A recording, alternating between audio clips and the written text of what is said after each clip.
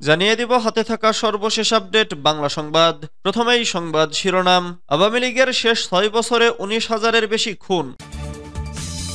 এরপর জানিয়ে দিব মিথ্যার বেড়াজাল তৈরি করেও সফল হতে পারছে না ভারত, বলেছেন রিজভী। এদিকে পতিত স্বৈরাচার আবার ক্ষমতা দখলের দিবাস্বপ্ন দেখছে, বলেছেন জাহিদ।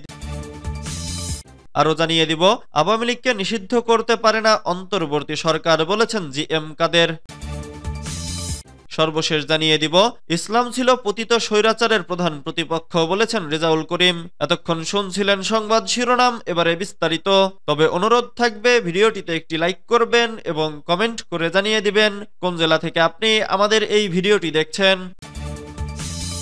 আওয়ামী লীগের শেষ ৬ বছরে ১৯,০০০-এর বেশি খুন। আওয়ামী লীগ সরকারের শেষ ৬ বছরে ঢাকাসহ সারা দেশে খুন হয়েছেন ১৯,০৪০ জন। সে হিসেবে গড়ে প্রতি মাসে খুন হন ২৮০ জন। তবে গত জুলাই আগস্টে ঢাকাসহ সারা দেশে খুনের সংখ্যা ছিল অনেক বেশি, ৯৫২ জন। পুলিশ সদর দফতরের ওয়েবসাইটে প্রকাশ করা অপরাধ পরিসংখ্যানে এই তথ্য উঠে এসেছে। ৫ বছরের বেশি সময় বন্ধ রাখার পর গত বৃহস্পতিবার পুলিশ এই পরিসংখ্যান প্রকাশ করে। নবনিযুক্ত আইজিপি বাহারুল আলম গত বৃহস্পতিবার সংবাদ সম্মেলন করেন। এ সময় ওয়েবসাইটে অপরাধের পরিসংখ্যান প্রকাশ বন্ধ রাখার বিষয়টি তুলে ধরেন সাংবাদিকরা। এরপর আইজিপির নির্দেশে একসঙ্গে ৫ বছর ৮ মাসের তথ্য প্রকাশ করা হয়। ওয়েবসাইটের পরিসংখ্যান বিশ্লেষণ করে দেখা গেছে গত জানুয়ারি থেকে জুন পর্যন্ত ৬ মাসে খুন হয়েছে ১৫৩৩ জন। সে হিসেবে গড়ে প্রতি মাসে ২৫৫ জন খুন হয়েছে। পারিবারিক সন্ত্রাসী ও দুর্বৃত্তদের হাতে এসব খুনের ঘটনা ঘটে। তবে গত জুলাই ও আগস্টে নিহতের সংখ্যা ৯৫২, গড়ে ৪৭৬ জন। আন্দোলন ছাড়াও পারিবারিক সন্ত্রাসী বা দুর্বৃত্তদের হাতে খুনের ঘটনা আছে এই তালিকায়। অবশ্য জুলাই আগস্টে গণ আন্দোলনের সময় মৃত্যুর সংখ্যা হাজার ছাড়িয়েছে, তা বিভিন্ন সংগঠনের তথ্যে উঠে এসেছে। বৈষম্য বিরোধী ছাত্র আন্দোলনের স্বাস্থ্য বিষয়ক কেন্দ্রীয় উপকমিটির তথ্য অনুযায়ী ছাত্র জনতার অভ্যুত্থানে জুলাই আগস্টে নিহতের সংখ্যা ১৫৮১ জন। অবশ্য পুলিশ জুলাই আগস্টে যে তালিকা করেছে সেটি শুধু মামলার ভিত্তিতে। আগস্টের পরেও আন্দোলনে নিহতের ঘটনায় মামলা অব্যাহত রয়েছে। পুলিশ সদর দপ্তরে এআইজি ইনামুল হক সাগর সংবাদ মাধ্যমকে বলেন, মামলার বিপরীতে পরিসংখ্যান দেওয়া হয়। জুলাই আগস্টে খুনের যে পরিসংখ্যান দেওয়া হয়েছে তা মামলা থেকে। ওই ২ মাসে খুনের ঘটনায় যেসব মামলা হয়েছে সেগুলো তালিকায় দেওয়া হয়েছে।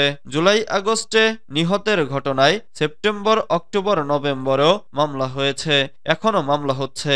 যে মাসে মামলা হয় সেই মাসের তালিকায় সংখ্যা উঠানো হয়।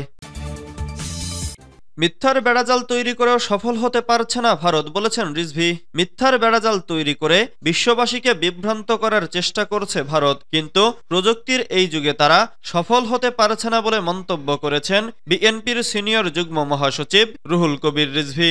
শনিবার ৭ ডিসেম্বর বেলা ১১:৩০টার দিকে আমরা বিএনপি পরিবারের উদ্যোগে জাতীয় বার্ন ও প্লাস্টিক সার্জারি ইনস্টিটিউট হাসপাতালে ভর্তি ছাত্র জনতার আন্দোলনে আহত ব্যক্তিদের খোঁজ নিতে গিয়ে সাংবাদিকদের সঙ্গে আলাপকালে তিনি একথা বলেন। পালিয়ে যাওয়া স্বৈরাচারের জন্য মায়াকান্না করছে ভারত মন্তব্য করে রিজভী বলেন, পালিয়ে যাওয়া স্বৈরাচারের জন্য মায়াকান্না করছেন পার্শ্ববর্তী দেশের রাজনীতিবিদরা ও নীতি নির্ধারকরা। বাংলাদেশে নাকি হিন্দুদের বাড়ি পোড়ানো হচ্ছে, হিন্দুদেরকে পুড়িয়ে মারা হচ্ছে, এই ধরনের ডাহা অসত্য মিথ্যার বেড়াজাল নির্মাণ করে বিশ্ববাসীকে বিভ্রান্ত করার চেষ্টা করছে।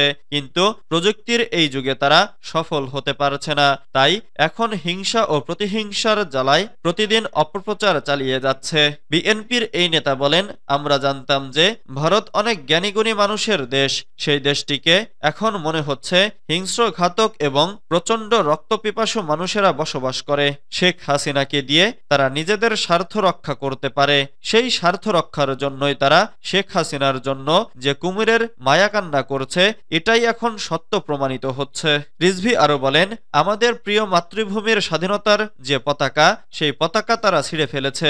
কূটনৈতিক নেতাদের গায়ে হাত তুলেছে, যা ভিয়েনা কনভেনশন অনুযায়ী আন্তর্জাতিক গুরুতর অপরাধ। সেই অপরাধ তারা করেছে।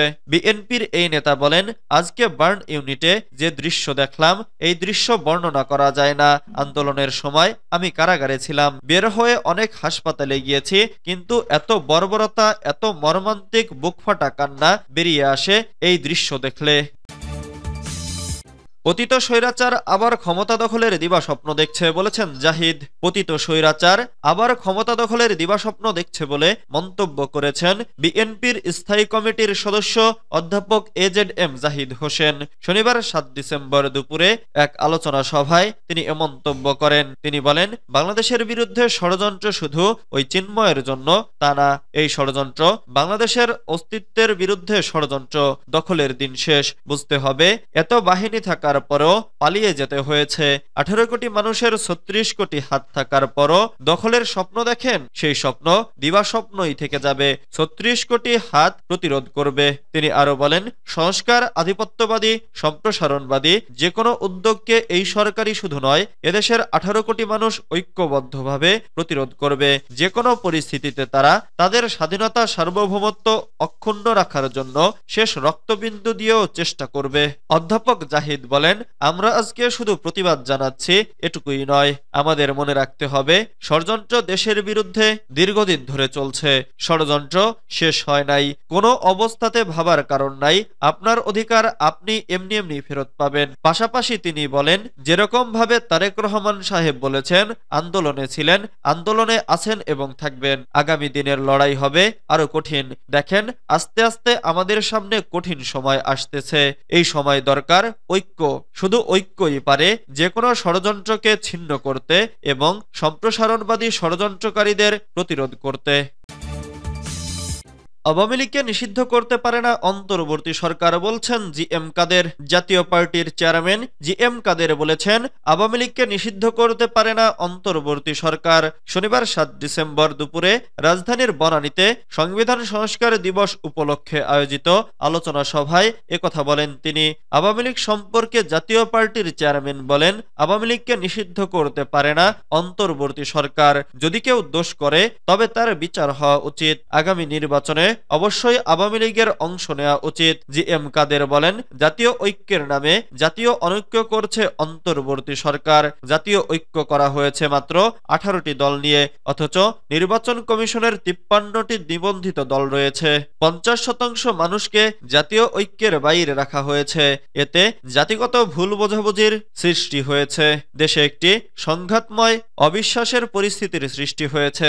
তিনি অভিযোগ করেন, জাতীয় পার্টিকে সাংবিধানিক ভাবে শান্তিপূর্ণ সভা সমাবেশ করতে দেওয়া হচ্ছে না। আমাদের পার্টি অফিস জ্বালিয়ে দেওয়া হয়েছে, নেতাদের পাসপোর্ট আটকে দেওয়া হয়েছে। গণমাধ্যম নিয়ে জিএম কাদের বলেন, গণমাধ্যমে চরমভাবে সেলফ সেন্সরশিপ চলছে। সাংবাদিকদের স্বাধীনভাবে কাজ করতে দেওয়া হচ্ছে না। ইসলাম ছিল পতিত স্বৈরাচারের প্রধান প্রতিপক্ষ বলছেন রেজাউল করিম। বাংলাদেশ জামাতে ইসলামীর কেন্দ্রীয় কর্মপরিষদ সদস্য ও ঢাকা মহানগরী উত্তরের সেক্রেটারি ডক্টর মোহাম্মদ রেজাউল করিম বলেছেন, আওয়ামী লীগ গণতন্ত্রের জন্য মায়া কান্না করল। তারা যতবার ক্ষমতায় এসেছে ততবারই মানুষের ভোটের অধিকার কেড়ে দেশে ফ্যাসিতন্ত্র কায়েম করেছিল। ইসলাম ও ইসলামী মূল্যবোধ ছিল বাকশালীদের প্রতি প্রতিপক্ষ। তাদের শাসনামলেই দেশের ইসলামী তাহজিব তামুদ্দুনের ওপর আঘাত করে নাস্তিক্যবাদ ও সমকামিতাকে প্রমোট করা হয়। শনিবার ৭ ডিসেম্বর রাজধানীর মোহাম্মদপুর পশ্চিম থানার নবীনগর ও পশ্চিমা উদ্যান এলাকার বিশিষ্ট ব্যক্তিদের সম্মানে এক সুধী সমাবেশে প্রধান অতিথির বক্তব্যে তিনি এসব কথা বলেন।